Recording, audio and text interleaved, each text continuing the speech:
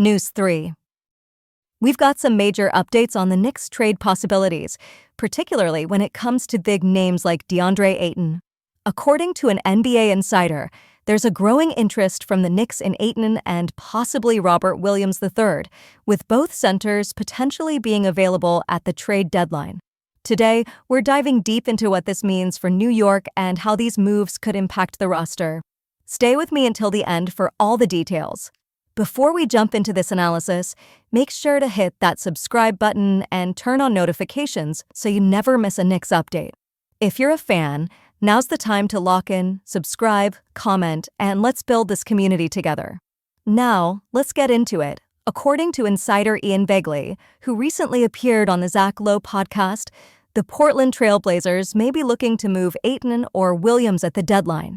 With Portland having multiple centers on their roster, including promising rookie Donovan Clingan, the team is in a position where they might need to offload one or two of these big men to make room for future pieces.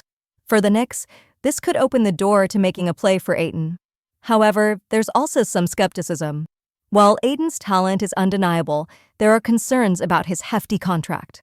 His current deal guarantees $132 million over 4 years, with an average salary of $33 million per season. If the Knicks were to go after Ayton, they'd have to trade key pieces to match the contract, which could gut the roster, a price that might be too steep considering the depth they've built. Knicks fans, I know many of you are intrigued by the idea of adding Ayton, but do you really think it's worth sacrificing the depth we've worked so hard to create? Let me know what you think in the comments. Now, let's talk about Robert Williams III. His potential is exciting. When healthy, he's a force on the court and could thrive under Coach Thibodeau's system. The issue? His injury history. Williams has struggled to stay on the floor, and adding him to a Knicks team that already has injury concerns with Mitchell Robinson could be risky. Would you feel comfortable bringing on another center with such an injury-prone background? Begley also mentioned other possible targets for the Knicks, like Jonas Valanciunas, but it seems like New York has bigger ambitions.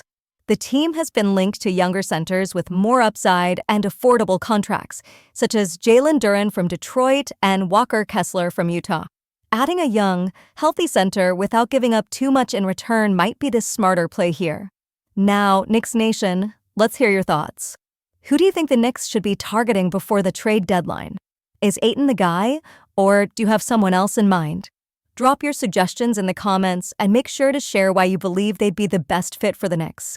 Your opinion matters, and I'll be reading through them all.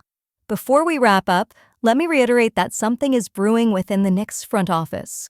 Leon Rose and his team are always working behind the scenes, thinking multiple steps ahead.